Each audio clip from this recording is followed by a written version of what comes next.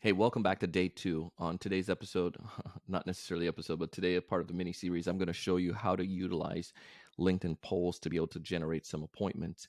How LinkedIn polls are just so easy as a posting tool on LinkedIn. Because here's the thing: the fact is, 810 million people are on LinkedIn.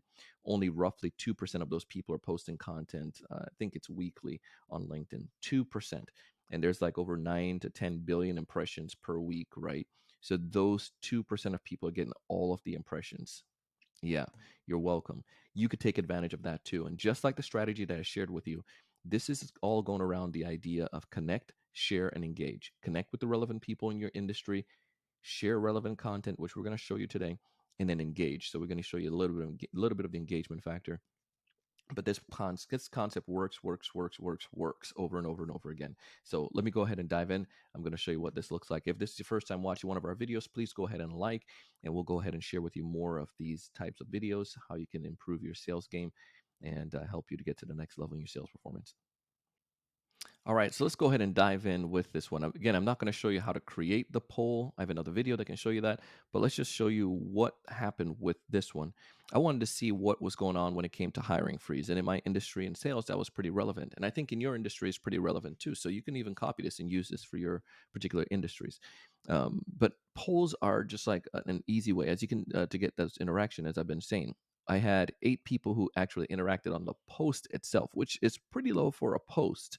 However, money in the bank right here, baby, 151 votes. And that's what you want. That's the engagement. When people are interacting on a poll, they're not going to go like the post, they're going to engage on the poll.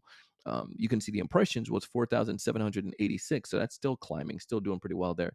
But I want to show you the analytics here. If I click on this, and you could do this on your posts as well, you're going to see how it gives me the breakdown of the people. So I have the job titles: account executives, founders, sales directors, sales managers, co-founders. Those are the people that I want. Like, they're right within my wheelhouse.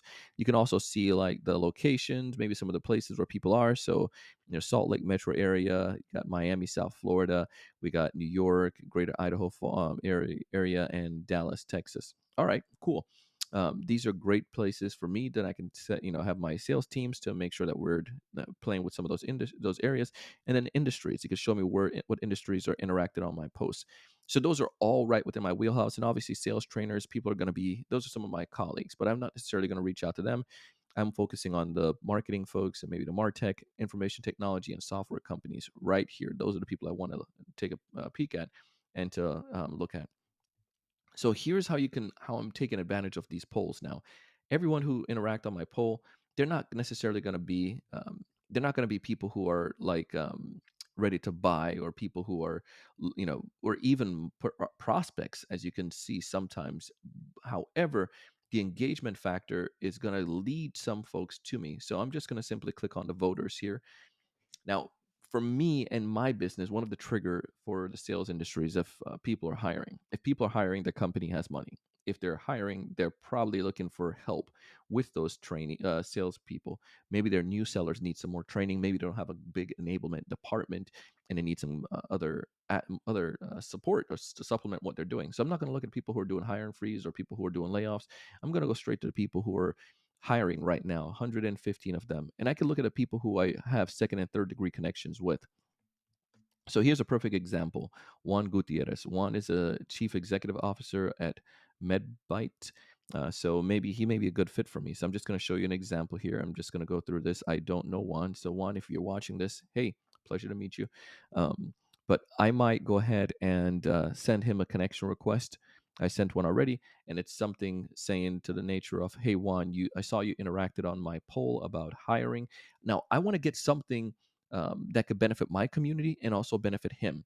So some of the sales folks that I work with are looking for sales jobs. So I said so several times there, right? I would then send the connection request, which I did to him, and maybe I can withdraw it, but I'm not going to. I would send a request to him, and I added a note saying something to the nature of, "One, thank you for engaging on my poll about hiring freeze/ layoffs.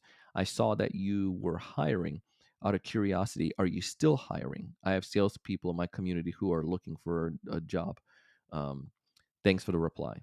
something to that nature. He's going to go ahead and connect back with me, and I could reach out and we can have a conversation with him. He's going to naturally ask what I do, and then from there, it will lead to maybe us offering a way to be enough assistance to him as he's growing and building his team. Love your background here, Juan. Looks beautiful. But you get the idea there. That's how you want to engage with these people. The other thing that I want to look at are people who are first degree connection. So perhaps this is Corey and I are connected. Global pre-transitional due diligence. So this company, could there be opportunities there? They're hiring, or they're hiring in the sales department. I can get intel from Corey. Corey, I saw you guys said your company were hiring. Out of curiosity, do you know who oversees the sales and hiring of salespeople? I can probably get some insight from that. Same thing here with an individual contributor, Bradley. Bradley is a business development at Deadstock app, so I can probably hit him up and say, "Hey, Bradley, saw you mentioned you guys are hiring. Are you guys still hiring right now? Do you know what roles you guys are hiring for?" "Yeah, we're hiring for this stuff, blah blah blah." All right, I can take that information and then use that. Do you guys have any training that you guys do right now for your, when when to bring folks like you on as a business development rep? Yeah, they do, but it's not all that great. What in particular is not great about it? You give me some insights. Cool. I can then use that insights. I probably won't push his name, but I can say, hey, maybe Clyde, or his boss is Joe or whatnot. Joe, I noticed you guys are hiring. One of the things I know I've realized, especially with large companies like yourself, is that you have an onboarding process to give some kind of training, but obviously the ramp time and people and whatever challenge that Bradley told me, I can use that in that. One of the issues that I hear is that they're not, is that people don't feel that they're getting in depth enough training that's helping them to land appointments quicker. If I could show you how we're doing this for companies like XYZ, would you be open to that? But that's a way that I can use that in an email to that particular sales leader because I got intel from someone. So this is how you could take advantage of LinkedIn, ladies and gentlemen, when it comes towards these polls. Like a lot of people here, I mean, I can spend a several days going through this. Some of these people, obviously, you could see I went back and connected with. Some of them I haven't connected back with yet, because they're second degree connections, and I can go back and connect with them, and I can. There can be opportunities for me, and I can be able to be of assistance to them as well. Anywho, some of these folks could be like partners that could refer people to my organization, or maybe they're strategic people that I have that could benefit from them as well. And some of them may be people that I've had relationship with, like Jared here in the past. Maybe I can reconnect with Jared, see how things are going, and just still have a good line of communication. Hey, Jared, saw you guys connected on my post, saw you interacted on my post about the hiring freeze, man. How things are going for you? It's been a minute since we chat. So that's a way I can foster that, and that might lead to an opportunity. Ladies and gentlemen, this is what you do. Don't just spam someone and say, let's take a coffee break and let's talk. Like, if you connect with person and try to do that right away, it's not going to work. Try some of these strategies. I'd love to hear how it's working for you so far. And tomorrow, I'm going to go a little bit more in another secret strategy that I have that you could take advantage of when it comes towards utilizing LinkedIn, how you can connect and line appointments without spamming people. It works, it works, it works, it works. Let me know what has been working for you.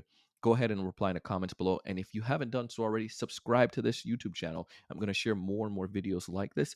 In addition, you should connect with me on LinkedIn, Donald C. Kelly. Look forward to connecting with you.